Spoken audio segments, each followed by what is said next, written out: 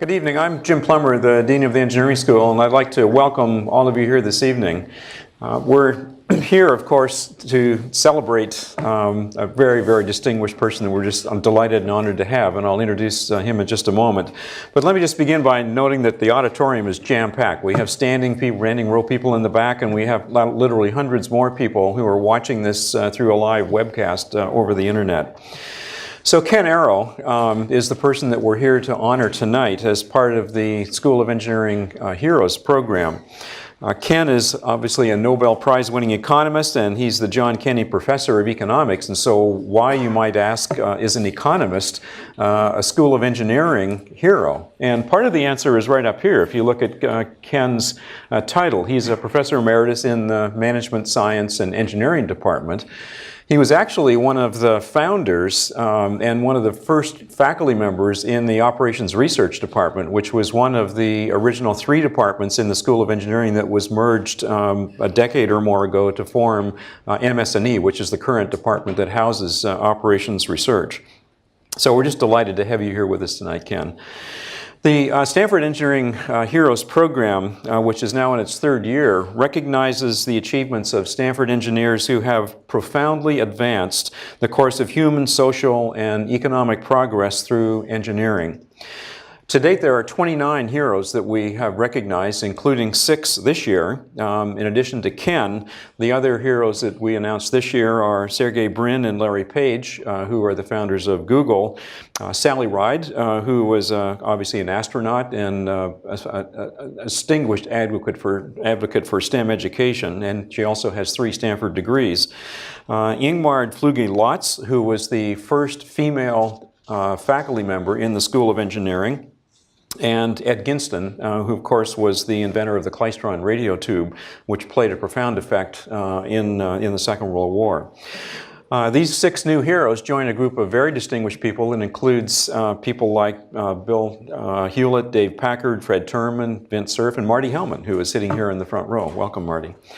Unlike many events like this, all that we ask of people we're trying to honor in this way is what they would like to do if they came and spent some time in the engineering school. And Ken and I just spent, I think, a delightful dinner with 6 or 8 PhD students, mostly from the Management Science and Engineering Department, who peppered him with questions. And most of them were about the future. What are you working on? What great ideas do you have? What do you think about my topic I'm working on? It was so really an interesting discussion about looking forward on the opportunities for research in the areas that Ken has been working on for decades. Ken won his Nobel Prize in economics together with Sir John Hicks in 1972 for pioneering contributions to general equilibrium theory and welfare theory. These are the theories that underlie the assessment of business risk in government, economic, and welfare policies. And interestingly enough, 40 years later, he remains the youngest person ever to receive this award. Ken is widely recognized as one of the 20th century's most influential economists. One of the more impressive and interesting things about Ken is that he's applied economic theory to real-world problems. He's written and studied topics such as the economics of racial discrimination, malaria drugs, climate change, innovation, and healthcare. He grew up in New York City during the Depression and attended City College, graduating in 1940 in mathematics and social science. He then went to graduate work at Columbia with the intention of majoring in statistics. But my understanding is that he took a course in mathematical economics, and that, along with the promise of a graduate fellowship in economics, caused him to think that economics was maybe a better choice for his graduate work. Like many others, at that time, his graduate work was interrupted by the Second World War, and during the war, he was a weather officer in the Army Air Corps. And it was actually during that time that his interest in operations research began. The field grew up quickly during the war because it was employed for such things as efficiently deploying troops and materials and such things. And Ken's first published paper, actually, which had the title "On the Optimal Use of Winds for Flight Planning," was the outgrowth of his military work. And it's a paper which obviously was about using the curvature of the earth and winds and so on to minimize fuel use in aircraft. It's still used today. He came to Stanford in 1949 as an acting assistant professor in economics and statistics, and shortly after that, when the Operations Research Department was formed, actually not shortly, but some time after that, Ken became a faculty member in a third department here at Stanford, the Operations Research Department, and quickly rose to the rank of professor. Another interesting thing about him is that he's been a highly influential person, not just in terms of his publications and the impact that he's had on the world through his writing and studying, but also because he's an incredibly inspirational teacher. Now, I didn't know this until I learned a bit more about Ken, but 5 of his former students have also gone on to win Nobel Prizes, and that says something about mentoring of students.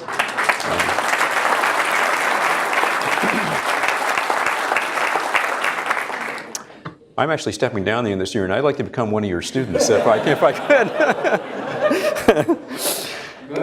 Even among his peers, Ken's intellect and breadth of interest is legendary, and he has interests that range from Shakespeare to Chinese art to English history and much, much more, and I think perhaps some of that may come through in the discussions this evening. He's won, in addition to the Nobel Prize, many, many other awards. He's a member of the National Academy of Sciences and the American Philosophical Society. He's a fellow of the American Academy of Arts and Sciences, the Econometrics Society, the Institute of Mathematical Statistics, the American Statistical Association, and he received the National Medal of Science for his research on the problem of making decisions using imperfect information and his research on bearing risk. So tonight, Ken, we're celebrating you as a School of Engineering hero, and you'll see when you walk out of the room, and if you go to the right, there's a wall next to this auditorium that has panels that have a plaque for each of the engineering heroes, and this is a replica, Ken, of the plaque that is already up there with your picture on it and representing the fact that you're our latest engineering hero. So congratulations, and please join me in welcoming Ken Arrow.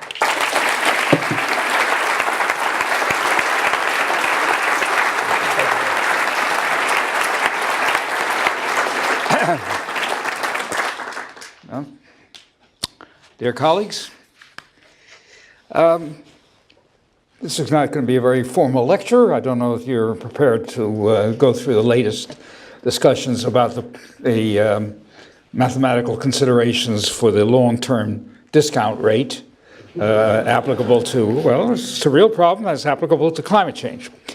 But I will be rather little reminiscent of the different strands, as I've indicated by the title, in my career. So I'm going to be alternating between an evolutionary development in the fields and a certain amount of autobiography, illustrating the other, I hope. Dean Plummer has already indicated there were some interesting points about how I became an economist. And indeed, he's got the, he's told the story, he's understood the facts. But it's part of the evolution. Remember, 3640 was my college career.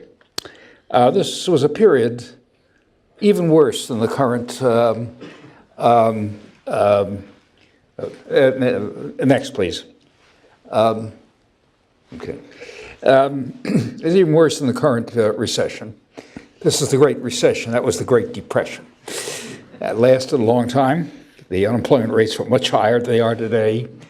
And my father, certainly from a really comfortable position, was living from hand to mouth. So, of course, one of the things you tend to develop, and it's quite rational, and in accordance with economic theory, is a concern for security. And here I was going to college with the idea that at some point this was going to lead to a career, and I had to consider the question of security and of a job, what potential kind of jobs. And I was sufficiently advanced even to think of the idea of flexibility, a topic which has become more important in economics since. Or is that you don't know what the world is going to be like, so you have to prepare for alternative occupations. Well, from my high school, it's clear I had some degree of mathematical talent. What do you do with it? Well, it's one very obvious thing. You become a high school teacher. It's funny, but that's exactly what I was saying. If you had asked me at that time, that's exactly what I intended to be. And indeed, this involved taking a certain, rather considerable fraction of my valuable college time taking courses in education, in educational psychology. I don't think they contributed much to my long-run future, as it happens. In fact, there was only one problem with my decision. It was a very sensible idea. It was a very secure job. It paid pretty well by the standards of that day. And in fact, it only turned out there was only one problem with it, namely the problem of supply and demand. Namely, that in 1933, they had given an examination for teachers of mathematics, high school teachers of mathematics. By 1940, there were still people who had passed that examination and had not yet been hired. And therefore, they would not give another examination until the list was used up. That's how I decided to become a graduate student instead. But you see, I was considering flexibility. I knew that you never know about being a high school teacher of math, even before I knew quite how bad the situation was becoming. So I thought, well, what else do you do in mathematics? And I thought, oh, there's something called statistics. So the math department gave a course in statistics. It was given, as was pretty obvious at the time, that by somebody who didn't know much about it. But he did have a good reading list. And that was what gave me. I started reading the original papers and things like that, and really got fascinated by the subject. So when I finished, went to decided to be a graduate, I wanted to study statistics. Well, statistics was not a field in which you could get a degree anywhere. There was a distinguished statistician at Columbia who was a professor of economics. Somehow the statistics department, he had in fact written, his name was Harold Hotelling, a name that's still, I think, well known, and he had written, interestingly enough, some papers in economics, proper mathematical economics, which was then not a very widespread. The use of mathematics and economics was not widespread, but there was a minority. There was a little bit of a tradition of that going back even to the 19th century. And so we started taking courses with him, and I noticed he was giving a course in mathematical economics. I enrolled in the math department, not figuring what's the closest thing to statistics. That was simply a mistake. Mathematics department at Columbia and mathematics departments in general have not had a high opinion of statistics as an academic discipline. I think that remains true.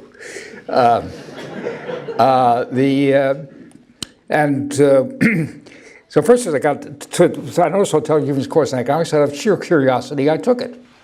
I was fascinated. I really changed things. But nevertheless, I was going on. I talked to Professor Hotelling about would he write a letter of recommendation for me for a scholarship in mathematics, because I certainly could not continue my graduate study otherwise. And he said, well, he didn't think he had much influence in the math department, but if perchance I should change my field to economics, he thought he'd have a little more, the chances that his support would matter would be higher. So I was bought. So you see, economics really predicts quite well, or at least in that one case it did. So now I began to acquire, and I've really learned what we call microeconomics, which is the more formal part of the theory. I won't try to define what I mean by that exactly. But there are two basic elements to it. It's a hypothesis about how the world of marketing, the exchange of goods for sale and purchase and so forth behave. And one is, the world is made up of households and firms, and they're rational. In the case of the firm, they want to make as much money as possible. You take prices, each firm takes prices as given and chooses its inputs and its outputs so as to maximize profit. And that led a parallel kind of argument came in for the household, but it was a little more complicated. This goes back to the 19th century. Namely, there's something they're trying to maximize. Exactly what it is, it's a little hard, mysterious, but there's something that they have. If you take all the possible kinds of consumption, all the vectors describing consumption, they want to choose the best that they can afford. So there's maximization subject to a constraint, namely that what you spend can't be more than what you earn. So this meant essentially we were learning about maximization under constraints. Now, this isn't programming because we had non-negativity constraints were not part of the story. They were sort of taken for granted somehow. But you learned about Lagrangians, you learned about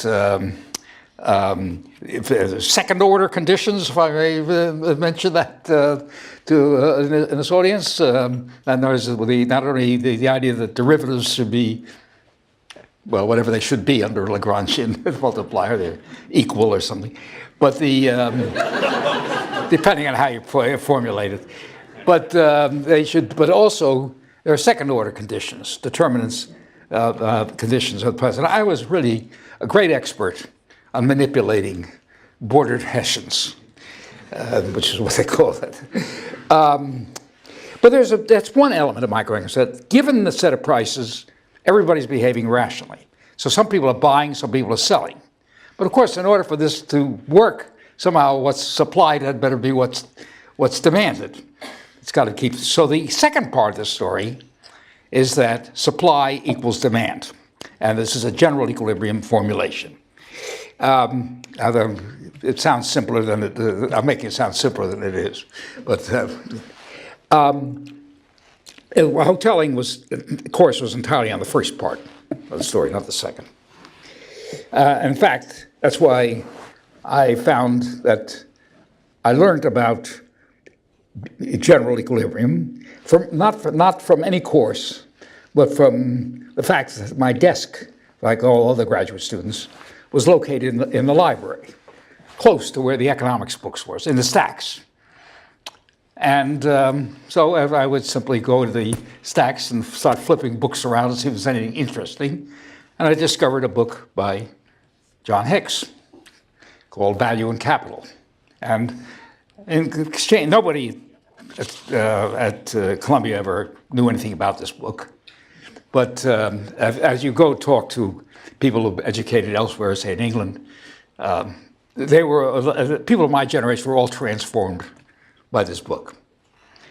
And that's why when many years later I got the prize jointly with Hicks, it was an especially great honor to be this man whose work I admired so much and it was so influential to me.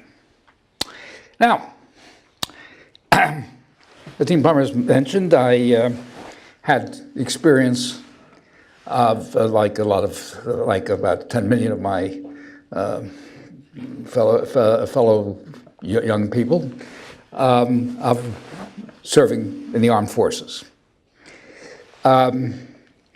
Since I had this mathematical training and so forth, it was kind of reasonable to try to do something, get into something which would at least use some of these talents. And the nearest thing I could find was weather, meteorology. So I enlisted in the weather training program, sent to New York University, which had a meteorology department. There were meteorology. The statistics departments were virtually non-existent then. Meteorology departments are few, and they remain to this day. I think there only are 4 or 5 of them in this country. It's not a widespread thing. We have none at Stanford. I think UCLA is the only university on the West Coast that has one. I was sent to New York University and had roughly the equivalent of a master's degree. Well, the one thing I did here when I was there was one of the first courses was what's called dynamic meteorology, which is essentially the basic physics of the atmosphere. And the professor, Panofsky, not the Panofsky who was here, but his twin brother, was trying to explain why the Earth is as warm as it, why the temperature of the Earth is what it is and not a lot warmer or a lot colder. Why does it sort of vary between in Fahrenheit between, say, 0 and 100, roughly. Why isn't 200, or why isn't minus 20? And he explained it had to do with the trace gases. Nitrogen, oxygen have nothing to do with the issue, whatever. They're like glass. Heat comes in, it goes out. But there were these gases of relatively small amounts, which regulate, which are, will let in, for example, in case of carbon dioxide, will let in the heat from the sun, but tend to block the outgoing heat, which is in the form of infrared rays. And there was there were a number of other things, but he said, well, you know, we've been burning a lot more in the last couple of hundred years than we ever did before, and therefore, all the evidence is that the Earth is warming. I didn't hear much more about that for about 20 years. And then I said, oh yeah, that's what Dr. Panofsky told us. And it was, of course, I think it's quite right. Okay, that was my training. But meanwhile, I was then sent, they sent me to do research on long-range forecasting, long range means 2 weeks, by the way. Do you think it's a joke? You can, let me assure you, we're not there yet.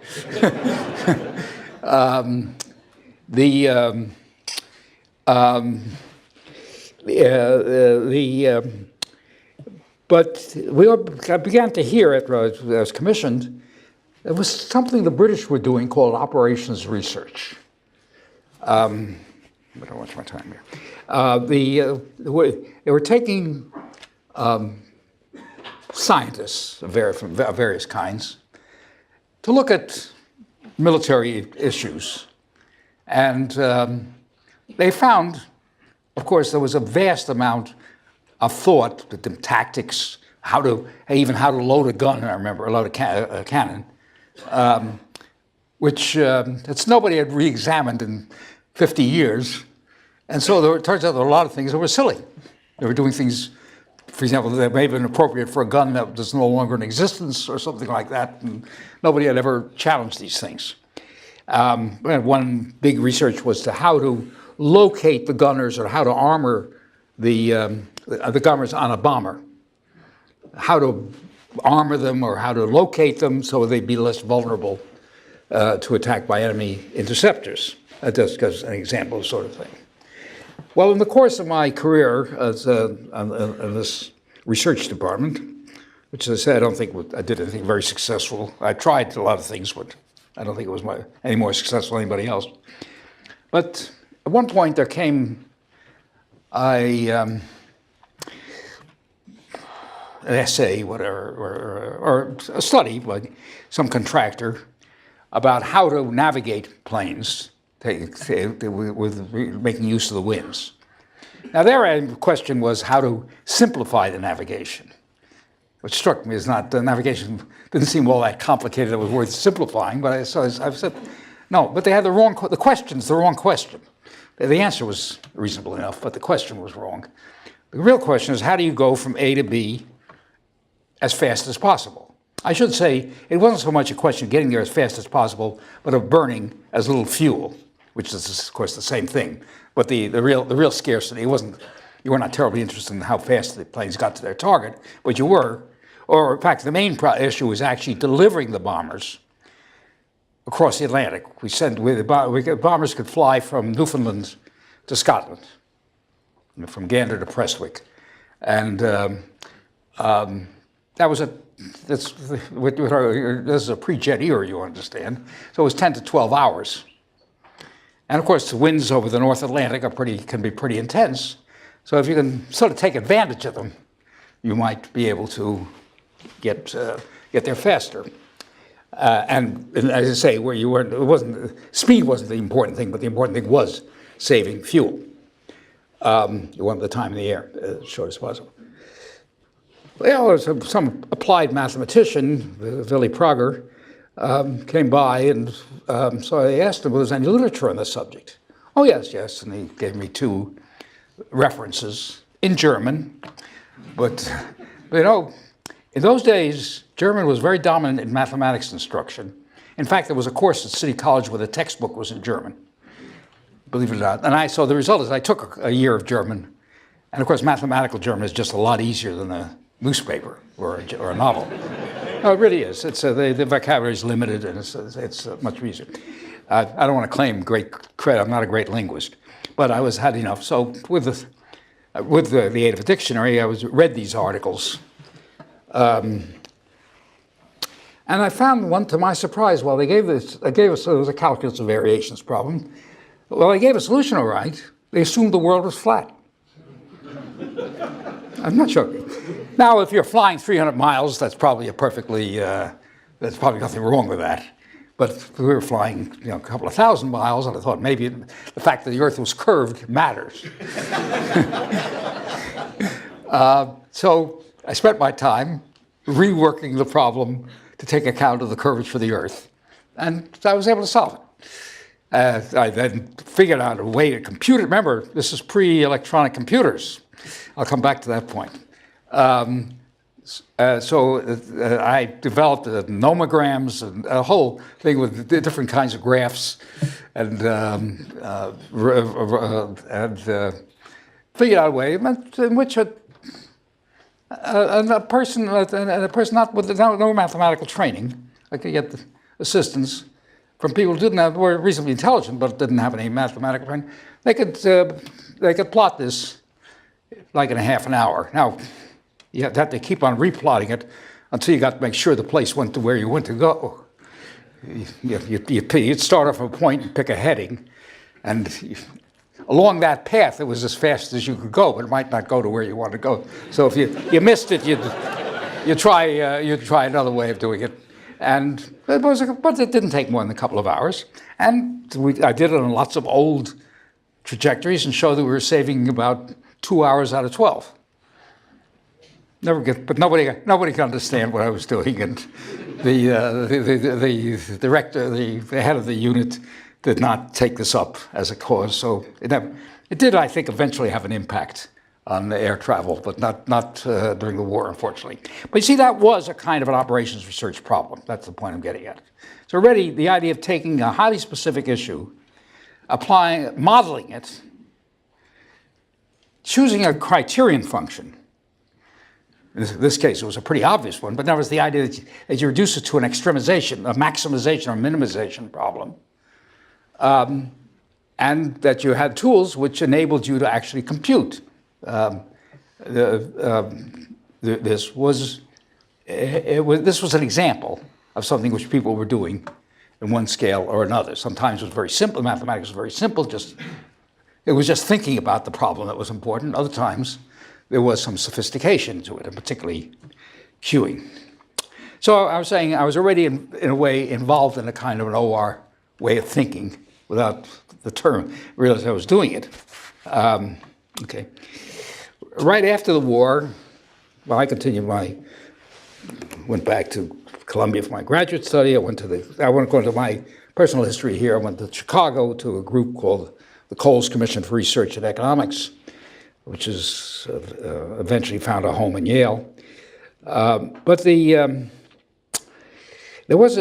began to hear about a development that people in the Defense Department were concerned with, which they were trying to, for example, engage in a provision where you train people for a task, you get them supplies for the task, you want these to arrive at the same time. So there was what they call an activity analysis model today.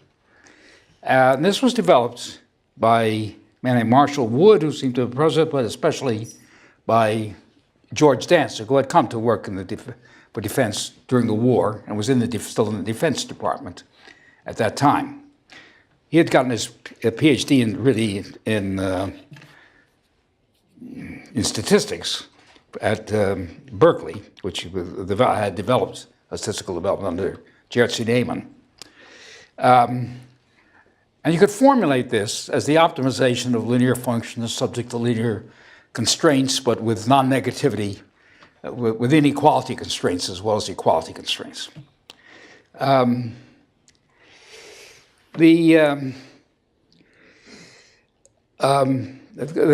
question was, though, how to solve this, how to really solve the problem. You could formulate it, you could have interesting ideas about duality, but the question formulated, and he developed the simplex method. Now, this suddenly meant there was a whole variety of problems, because you could write lots of things as linear programs. And it provided a way of solving these problems with computers that were available, even with hand computers. The problem wasn't too big, of course. It was and so we, at the Coles Commission, we had one of my colleagues, Leonard Hurwitz, used to go down the toilet and keep track of what Danzig was doing and report it to us. One of our leading people there, Charlie Koopmans, had in fact solved the linear programming problem during the war. He was concerned with you have a network of ports, and you want to deliver some goods to some ports and then take goods there and take them somewhere else. So in other words, essentially the idea is you wanted deliveries, you had sources and you had points of delivery. And you wanted to get things. And the question is how to do it in the minimum amount of shipping. Now that is a linear programming problem, but it happens to be an especially simple one. And he had solved it for this. So as soon as he heard about it, he recognized its importance, connected it up with economic theory, and arranged a number of conferences, which made this subject, take off. In fact, a Soviet mathematician named Kantorovich had worked on a similar problem. He was a very abstract mathematician, but he felt he should be doing something, apparently, or maybe was urged to do something to help industry. So he got in touch with a plywood manufacturing firm in the Soviet Union and reduced a lot of their issues to a linear program. This was earlier, about 1939. And formulated the mathematics of it, but he really did not have a practical way of solving it. With 2 or 3 or 4 variables, you knew what you had a characterization of what the optimal solution was. So with a little guesswork, you could solve it, but that would not work at all with any major number of variables. And his work was kind of suppressed because it began to look entirely too much like bourgeois economics. These dual variables looked an awful lot like prices, and this is complete. No, that's quite serious. He wrote an expository book, and it wasn't published for 20 years. By the time it was published, of course, it was completely out of date. But it was now. So suddenly a whole class of OR problems locked into existence, and there was coincidentally. Maybe not coincidentally, who knows, there was a lucky development. Computing got revolutionized. And this has made, of course, all the difference to all of this whole progress. Electronic computer. Now, when I was studying with hoteling before the war, in statistics courses, one of the troubles was that ordinary systems, or even something very ordinary like regression analysis, meant you had to invert a matrix. So if you had 8 variables, you had to invert an 8-variable matrix. Well, this was, now we had machines about the width of this and about so high. They cost, I would say, if you adjust for inflation, cost $6,000 to $8,000 today. And what they would do is you would enter, let's say you had to add something, you put down the 2 numbers, and you push the button. There's an electric motor. There were machines where you actually did it cranked by hand, by the way, and I've worked on them. And the electric motor was simply a substitute for cranking by hand. There was nothing electronic about it. It was purely motor. So I was actually during the war, as part of my attempts to do long-range weather forecasting, I decided to use statistical methods. So I was fitting 8-variable regressions, and believe me, it was an 8-hour job. And I was pretty good at it, in case you have, in case you got a sneaking suspicion. I really was pretty good at it. And so it was very. Now, Hotelling was very concerned because he wanted statistics applied, and he knew that the computing was a bottleneck in this. It was perfectly easy to formulate all sorts of nonlinear problems, statistical estimation problems, which you could formulate and even get formulas for, but it was kind of pointless because you couldn't actually do anything with those formulas. Couldn't actually compute them. But he told us, I remember in class, that the AT&T had developed a machine using relays. Don't ask me quite what they are. Don't remember. He explained it then, but I didn't. Which could solve these problems. And of course they could solve them, which meant, you put it in and you could go away and they'd solve them. So at least your time wasn't involved. But they were very slow. But somebody pointed out the logic of them was the same as the logic of a vacuum tube. If you put an input at the plate, then input at the, whatever it is, the filament, you can use with reduce this to binary arithmetic, and you can do all the binary arithmetic calculations. And these, of course, obviously would operate at, I think, a build one. One was actually built by some people at the University of Pennsylvania. It was called the ENIAC, Electronic Numerical Integrator and Computer. I think I've got that right. And as the war was over, but I had not yet been discharged, sitting in my office, a fellow walks in, he says he's Professor so-and-so from Mauchly, that's right, Mauchly from the University of Pennsylvania. And he and his colleague had developed this ENIAC. They had been doing work for the Navy, and their gunnery tables of some kind, and were through the job looking for another one. And somebody had told them that Lieutenant Arrow does a lot of calculating, which I admitted was true. So I said, what do you do? I said, I invert matrices. He didn't know what a matrix inversion was, which did not give me a great deal of confidence. He just told me how many arithmetic operations are involved. So I told him, it'll take us 5 minutes. I thought, well, my parents had always told me, salesman, you don't, professor or no professor, I was, but, on the other hand, he was very convincing. So I called up a meteorologist in the Navy. I figured he would have more contact with this, a meteorologist friend of mine. And he said, well, he's actually telling you the truth. However, he didn't tell you that the machine is out 80% of the time. Well, it had about 1,500 vacuum tubes, and you people have never seen a vacuum tube, but that was what powered our radios, and you knew in the middle of your favorite program, one of the tubes was burned out, so you kept a supply of spares so you didn't waste any time. You have to be careful, they're very hot. But I figured 80% of the time, so it's 25 minutes instead of 5 minutes. I was taking 8 hours. It's clear, I figured if it's a question of reliability somehow, that's the sort of thing I'll figure out. And so I came with the conclusion, I'd just seen a revolution. It took a few years. It took about 7 or 8 years before economists were allowed access to these machines. The universities would buy them and use them for accounting purposes. This university, I must say, was one of the more progressive in that respect. New slide, please. At this point, operations research began to take off, and the group I was most connected was the RAND Corporation. It was created. The argument was now. I say it comes. It's one of the results was of the nuclear bomb, the atom bomb.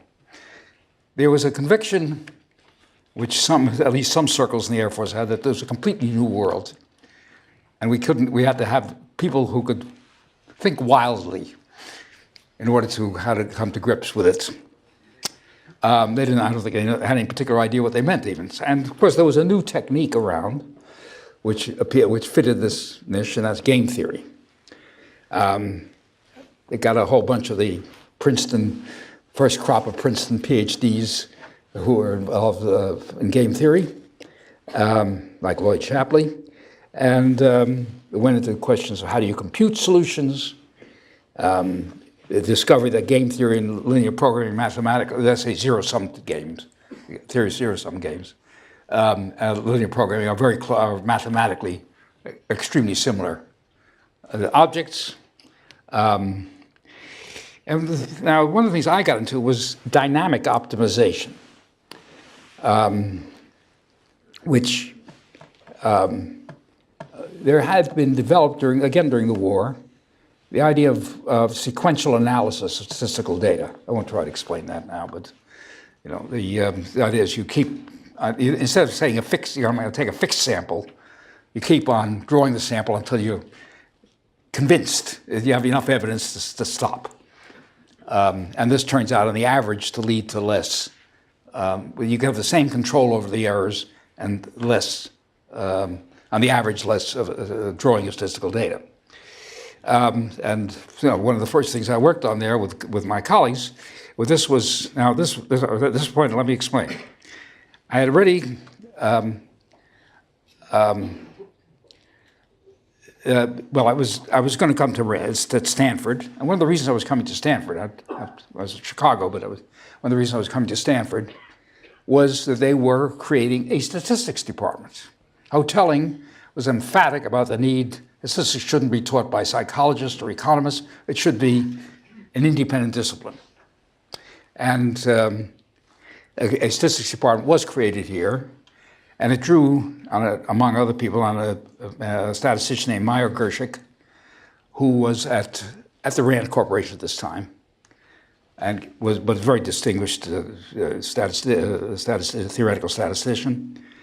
And so he was here, and this was what convinced me that I would come, instead of still maintaining a great interest in statistics, I would come here and be a joint appointment, possibly a joint appointment. I was offered a joint appointment in economics and statistics.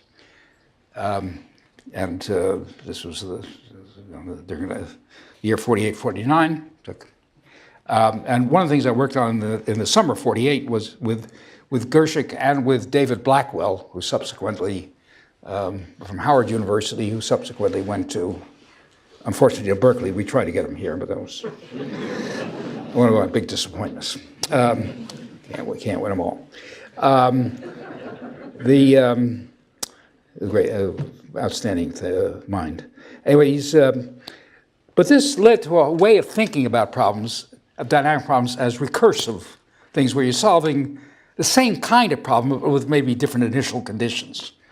So you want to get a formula for doing this, and that was the way we formulated, the three of us formulated sequential analysis, which had been developed by Abraham Wald.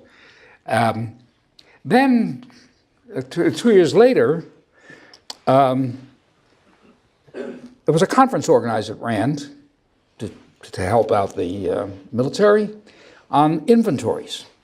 How much inventory should they hold? And this led a couple of us to formulate the problem. It turns out nobody had really formulated the formulate. There had been some work on inventories even back in the 1920s, as a matter of fact, formally, but they were a little too simple. They didn't catch what the obvious realities. It's nothing subtle about it, and we were able to reformulate the problem, and this led to a complicated kind of optimization problem of a dynamic nature, of a recursive nature. This really set off, I may say so, a whole literature on inventory analysis, which is still continuing. Now it's supply chains and things like that, but that was the original emphasis was on. And of course, it led to, once you answer one question, a lot of others, how about two commodities simultaneously, and there are all sorts of generalizations that immediately occur to you once you solve the first ones. And these developments led, there was a mathematician named Richard Bellman at Rand, who developed a general philosophy called dynamic programming, which is essentially making great use of this recursive character to characterize solutions to problems, and leading to computational methods. By now, of course, computers were beginning to proliferate. They were very big, by the way, and they used vacuum tubes. They were very hot. So you have these buildings with lots of air conditioning where these things are run, but they were running. Then, of course, the later developments, you know better than I do. And RAND had its own big computer, as was done elsewhere.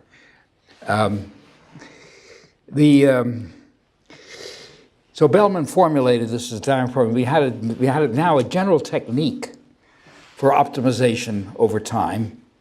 Later, and maybe sort of independently, the Russian mathematician L.S. Pontryagin developed something called optimal control theory, which logically is equivalent to dynamic programming. It's the same thing, except it's presented in a different way. And actually, even though it was developed for things like rocket control, it actually is easier to give an economic interpretation to optimal control theory than it is to the dynamic programming. You have things that look like prices. Queuing theory was probably the biggest part of operations research in that field. There's a tremendous number of papers on queuing, how do you arrange things. And of course, linear and nonlinear programming began to proliferate. The nonlinear programming got developed as well as linear programming, and various iterative methods of solution became well known. Algorithms, and of course the increasing power of the computer made a lot of algorithms practical, which wouldn't have been practical otherwise. Now, let me say briefly about the institutionalization of operations research. I'm thinking. As I mentioned, there was a statistics department which had been organized by Albert Bowker. He and I had been graduate students of statistics together at Columbia. And Gershik, who I mentioned.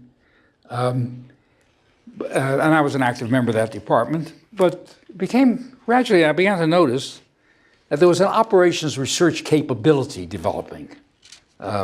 Jerry Lieberman, although he'd been originally a statistician, was really became interested in operations research problems. Samuel Carlin, although he's in the mathematics department, again was very interested in inventory problems and other kind of operations research problems. Richard Bellman came from RAND to the Stanford mathematics department. Harvey Wagner was a young student here who also began to develop these interests.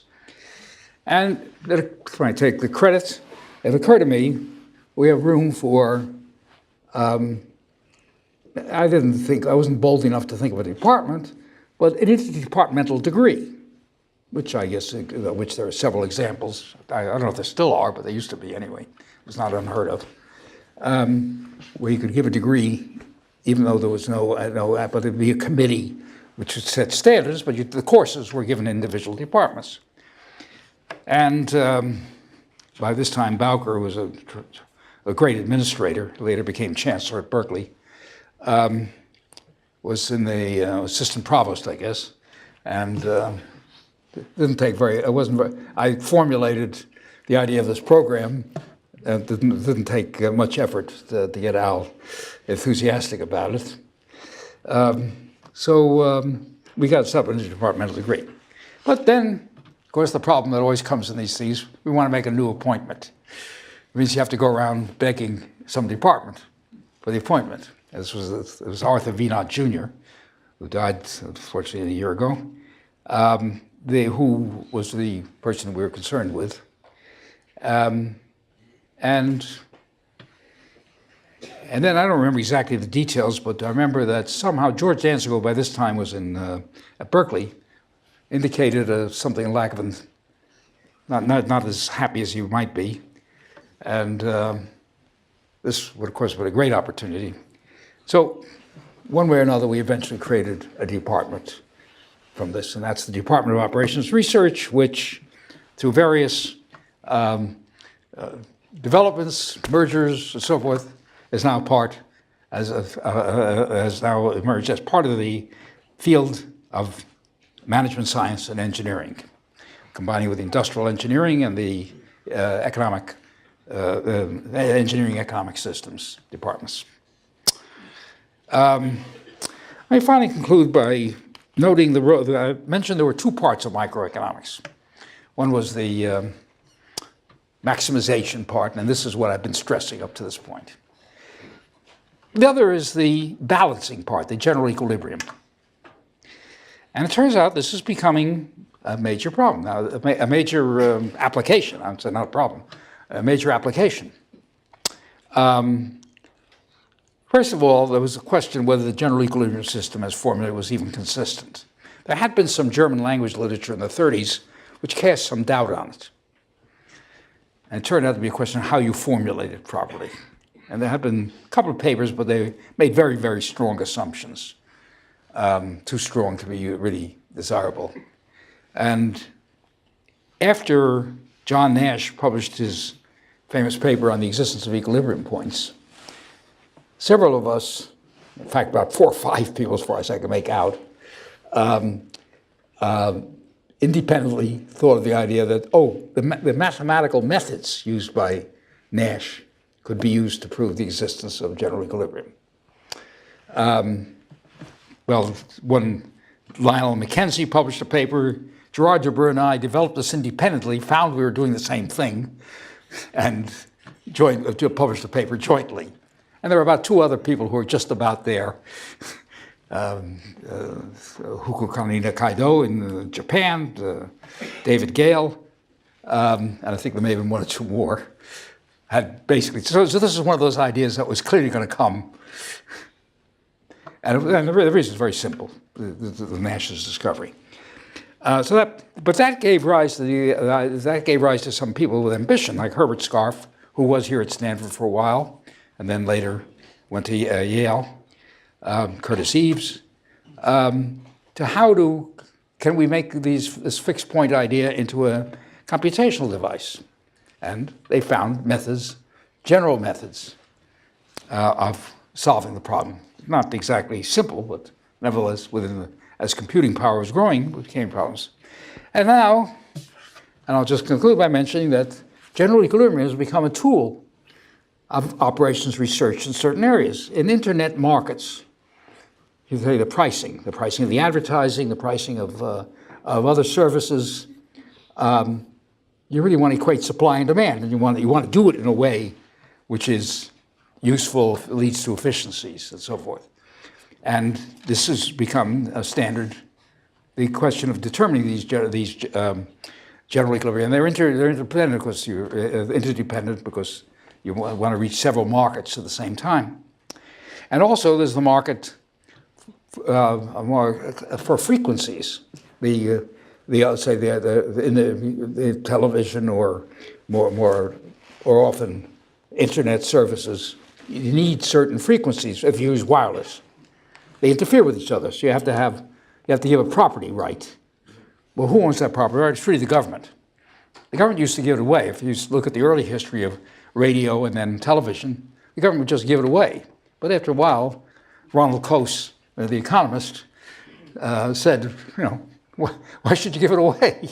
If you want it efficiently done, you want to sell it to the highest bidder. And this is good for efficiency, and then the revenue is good for the government. So there began to be the idea of freeze. Well, then you have complicated things like the fact that I really would like to have it in 2 markets, because I can do it together. So you want to bid simultaneously on 2 markets. And this is my colleague Paul Milgram has been going through these things. And they rely for inspiration on general equilibrium theory and things like that, but they are actually computable devices. And of course, by now you can handle huge things that would have been incredible. But you are allocating resources and designing auction systems, for example, which is a kind of market, in order to do this. Well, I would just hope you'd mind this little romp through history, and thank you very much for your patience.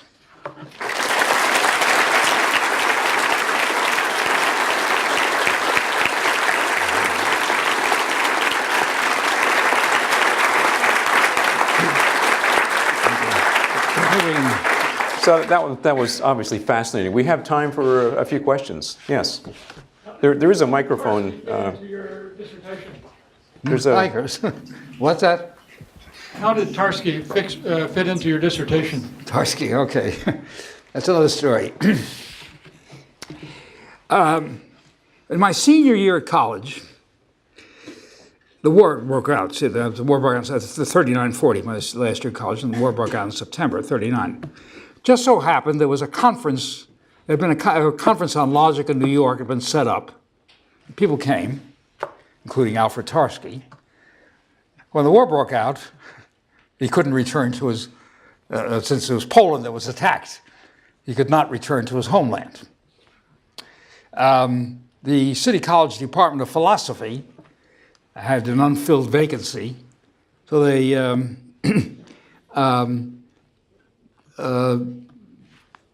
somebody there had the brains to approach him and say, would you like to teach, since you're stuck in this country anyway, would you like to teach? Tarski, however, knew no English. Believe me, I'm not exaggerating. So he was, a very responsible person. He said, well, I'll start in February for the spring term. I'm not going to try to teach it now. And so he gave a couple of courses, and one of them was on the calculus of relations. X bears a relation R to Y, like X is the father of Y, or X is bigger than Y, or something like that. But he didn't. He had some presentation where he's doing it in a very formal way. So well, I won't try to do this. An abstract formulation of this. Well, he was also giving another course in sort of basic logic, but I felt I had read enough on my own not to bother with that. So I didn't know what relations were, but I figured if it's an advanced course, it's given by Alfred Tarski, I knew enough. That was enough. And he started giving lectures and defining these concepts very carefully, very rigorously, introducing all sorts of concepts of multiplying relationships, and adding them, and so forth. So it was a kind of a formal calculus of this relationships. The first couple of days, none of us knew what he was talking about. Not because of the content. We just couldn't understand the words. And I remember a few of us held little conferences trying to figure out what it is exactly was the problem. We finally decided it was not the pronunciation of the individual letters. We could correct for, in New York you heard foreign accents all over the place, so it was not, although Polish was not a particularly, Poland's not well represented in New York. The Poles all went to the Midwest. But his stresses within the sentences were different than the way we'd stress parts. It wasn't. So we finally figured that out, and we'd exchanged notes as to what he actually said, and about a week, either we were not sure whether we understood him better or he got better, but somehow the communication. So it was absolutely a wonderful course. This thing, that's okay, no particular. Then I took this course in mathematical economics, and we're talking about bundle X is preferred to bundle Y. I said, oh, these are relations. This is what Tarski was talking about. And well, it didn't, of course, just translate from one language to another is not that interesting. I mean, that's just a nice observation. But this gave me a knowledge of a way to think about relations. Then as I say, Rand was in a view that anything is possible, so you can talk about anything. He even had philosophers on their staff, to give you an idea. And in fact, one of the philosophers on the staff was the fellow who had translated Tarski's textbook on basic logic, on sentential calculus, into English. Translated from German into English, yeah. And in fact, Tarski had asked me, would I proofread this? By the summer of '40, I met this philosopher Olaf Helmer, who was a German. Helmer turns out to be a philosopher. When I get to Rand, 8 years later, there's Helmer. So I already knew him. And he was concerned about game theory. Why are we studying game theory? We're studying game theory because the United States and the Soviet Union are playing games. I kid you not. However, he was worried. Game theory is based on what an individual does. The United States and the Soviet Union are not individuals. They're collectivities of some kind. You sort of have to aggregate their preferences to make a social preference. Oh, I said, no, the economists have been talking about that. There's a paper on social welfare functions by Abram Bergson, and I said, why don't you write it up? Well, as soon as I started reading it, thinking about it to write up, I realized Bergson had not raised the right questions. What he did was correct, but it wasn't really an answer to the question. It didn't take account of that. This is not the place for a lecture on social choice. So I realized that things were basically a question of a social ordering and a bunch of individual orderings. And ordering was a particular kind of relationship, satisfying certain conditions. And I think one thing led to, and that's what led me to think about it in those terms, which I think turned out to be the fruitful way of looking at it. Answer your question. Yes.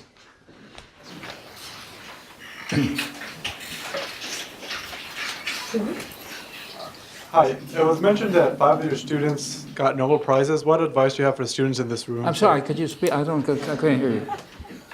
So it was mentioned that 5 of your students got Nobel Prizes. Yeah. What advice do you have for students in this room?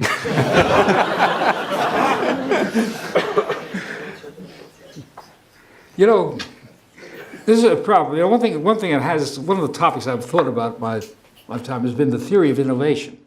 Now, after all, there's a general view now that in the long run, economic growth is basically a question of innovations and their adaptation, and their adoption, I should say. That this is what contributes. But it has struck me that a theory of innovation is essentially impossible. Because it's new, right?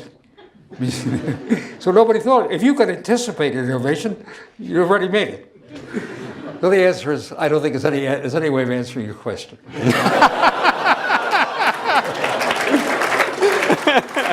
However, I don't know. There's one thing that is relevant, isn't it? It's not an answer, is criticism. And that's what a thesis advisor can advise. A person, of course, should in the first place be self-critical.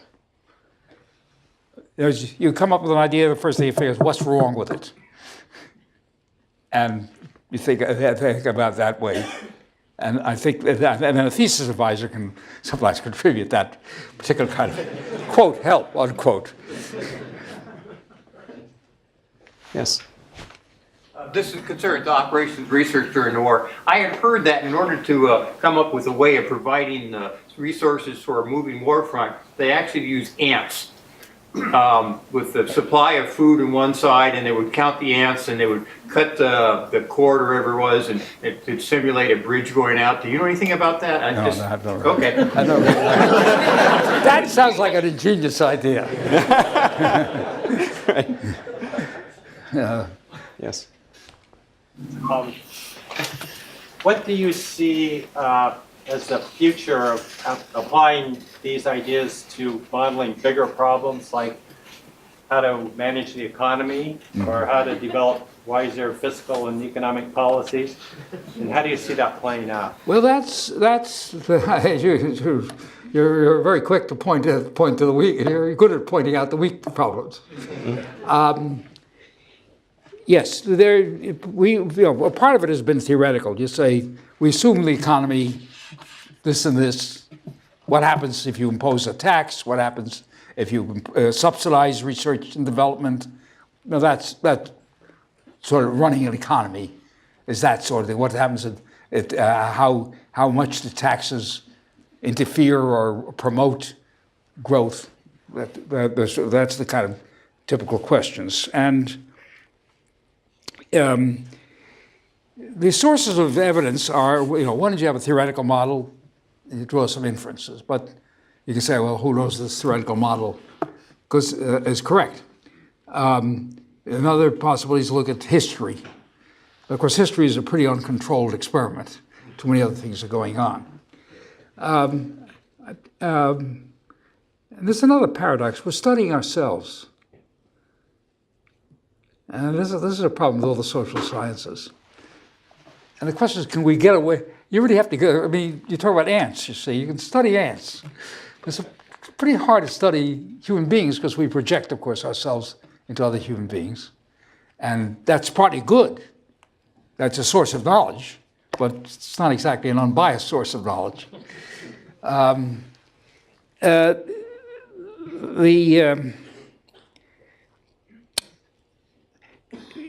There's no really good answer because, for example, if you take financial crises, which is a particular, I mean, it's not the only kind of disturbance the economy has had, but the last one was a financial crisis.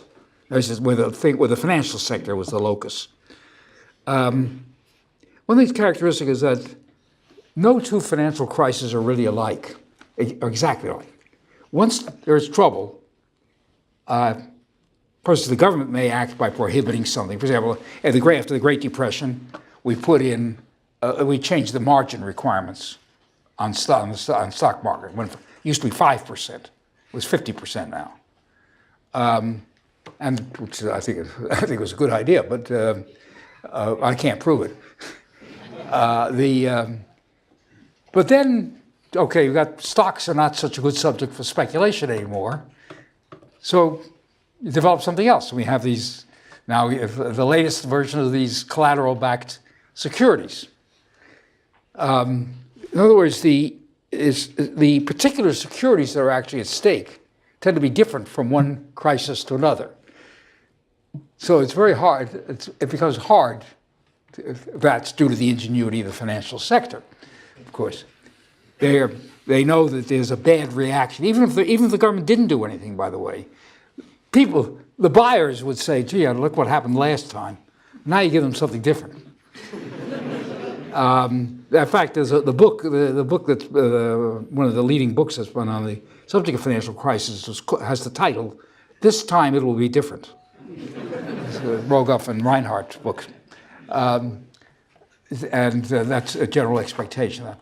That's why it's extremely difficult because the world has changed. The world is always in a new the economic world is always in a new state.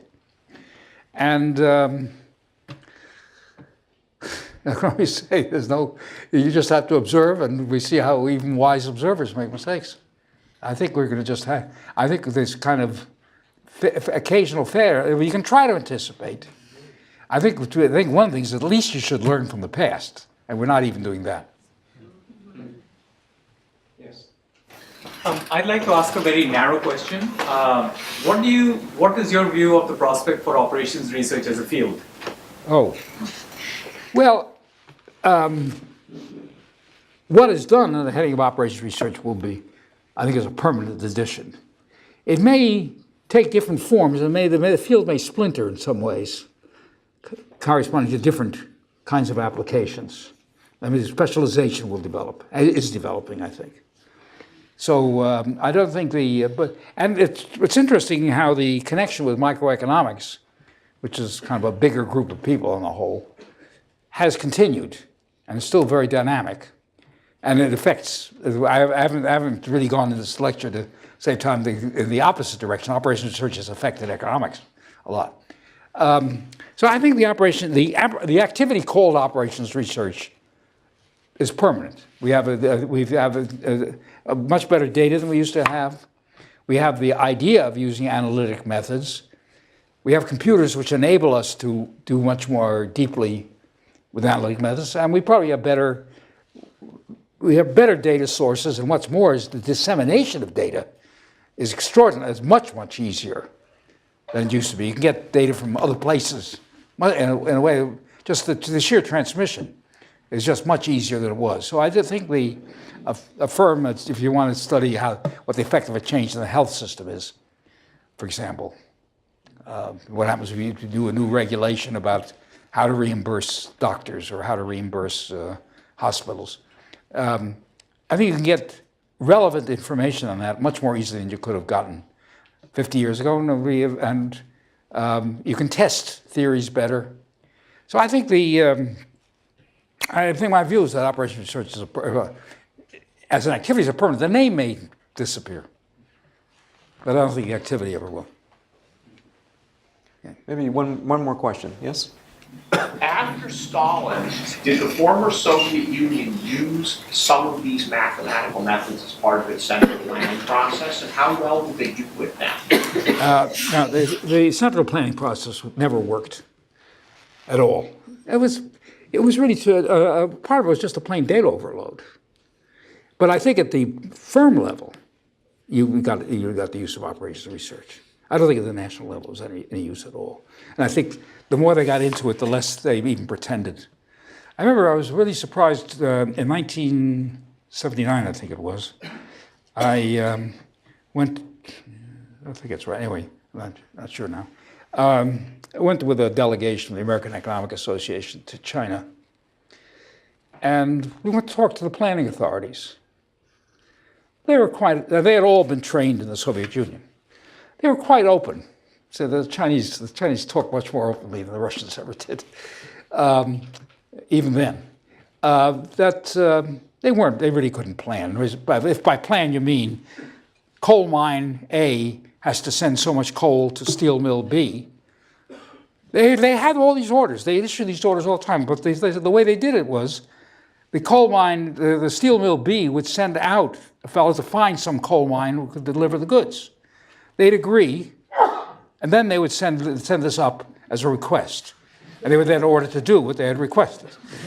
So they were perfectly open to the fact that these methods, which they had learned from the Russians, simply there was no practical way of actually doing it. So I think the answer is at the national level. I think planning has turned out to be certainly detailed planning. I'm not talking about things like total government expenditures or something like that, but detailed planning has really not functioned. It isn't so much that it's good or bad. It's essentially non-existent. It's impractical, and I think that's I think that's been true. The Western Europe, after all, was experimenting. Say, if you look at the 1940s and even early 50s, there was a lot of talk about planning with a private sector. The French, particularly, were very good at theorizing and rationalizing. Were very good at ideas, even though some of them were quite practical. But they just didn't actually matter. Nobody paid attention to them, really. Even the Japanese, who were very disciplined, were the automobile industry started. So some firms want to make automobiles. The Ministry of International Trade and Commerce said, that's ridiculous. You can't compete in the world market. But they went ahead anyway. The government was controlling the credit sources. You think you have a lot of power. It didn't matter. But at the firm level, I think things are entirely different. And there, I think there's been the Russians, some of the Russian firms have done very well with this. Terrific. Well, I'm sure this conversation could go on for hours. And Ken, I think we'll stay around for at least a little bit of time. There are refreshments and drinks out back. Please catch up with old friends. But let's begin by thanking Ken again for a really wonderful talk. Thank you very much. That was terrific. That was just terrific. Thank you.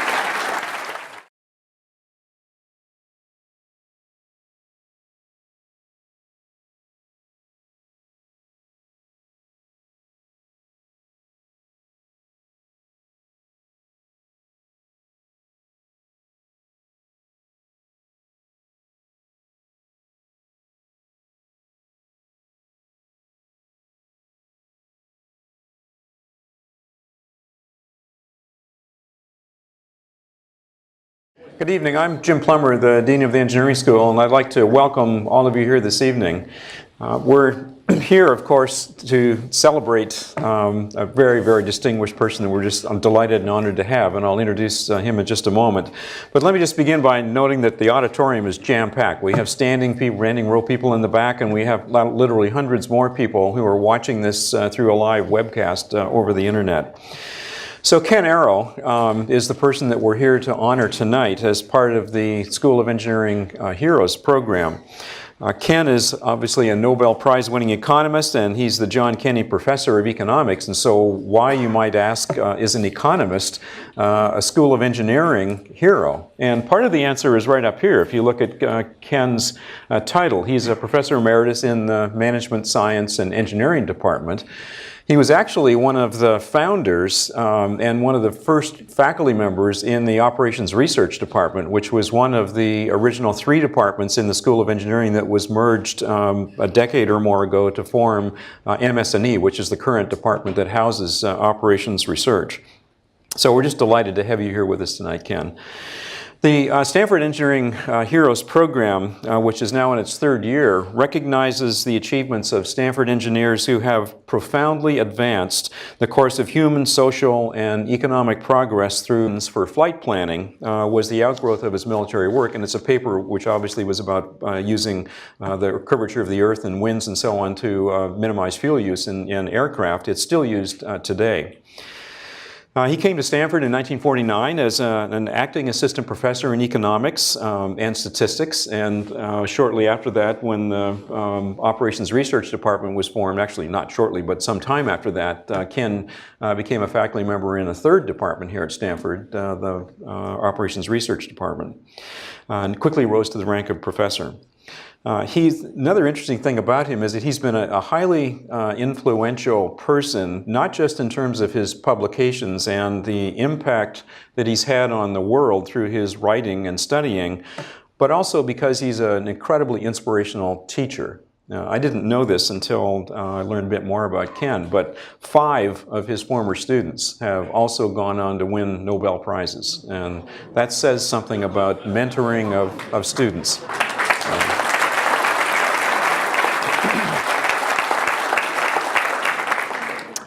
I'm actually stepping down the end of this year, and I'd like to become one of your students if I could. Even among his peers, Ken's intellect and breadth of interest is legendary, and he has interests that range from Shakespeare to Chinese art to English history and much, much more, and I think perhaps some of that may come through in the discussions this evening.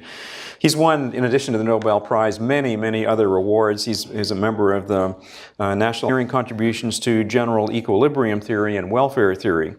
These are the theories that underlie the assessment of business risk in government, economic, and welfare policies.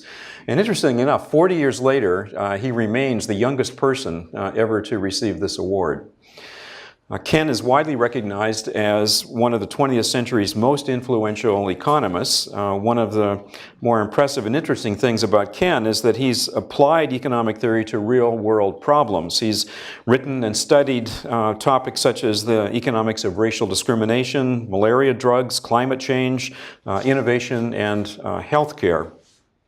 He grew up in New York City during the Depression and attended City College, graduating in 1940 in mathematics and social science. He then went to graduate work at Columbia with the intention of majoring in statistics. But my understanding is that he took a course in mathematical economics, and that, along with the promise of a graduate fellowship in economics, caused him to think that economics was maybe a better choice for his graduate work.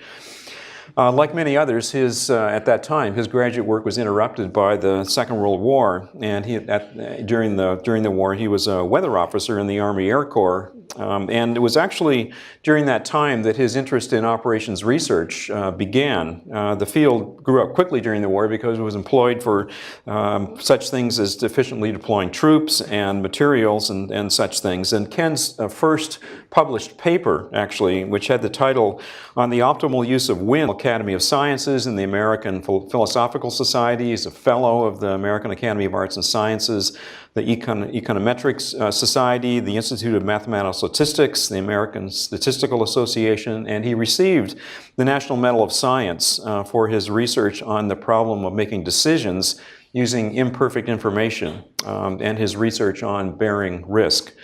So tonight, Ken, we're celebrating you as a School of Engineering hero, and you'll see when you walk out of the room, and if you go to the right, there's a wall next to this auditorium that has panels that have a plaque for each of the engineering heroes, and this is a replica, Ken, of the plaque that is already up there with your picture on it and representing the fact that you're our latest engineering hero. So congratulations, and please join me in welcoming Ken Arrow.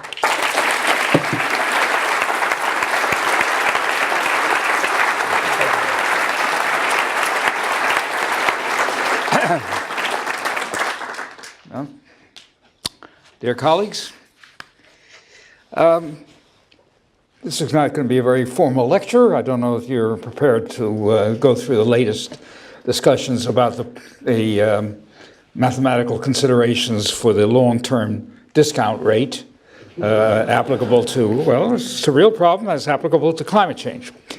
But I would be rather little reminiscent of the different strands, as I've indicated by the title, in my engineering. To date, there are 29 heroes that we have recognized, including 6 this year. In addition to Ken, the other heroes that we announced this year are Sergey Brin and Larry Page, who are the founders of Google. Sally Ride, who was obviously an astronaut and a distinguished advocate for STEM education, and she also has 3 Stanford degrees. Ingmard Fluge-Lotz, who was the first female faculty member in the School of Engineering, and Ed Ginston, who of course was the inventor of the Klystron radio tube, which played a profound effect in the Second World War. These 6 new heroes join a group of very distinguished people and includes people like Bill Hewlett, Dave Packard, Fred Terman, Vince Cerf, and Marty Hellman, who is sitting here in the front row. Welcome, Marty. Unlike many events like this, all that we ask of people we're trying to honor in this way is what they would like to do if they came and spent some time in the engineering school.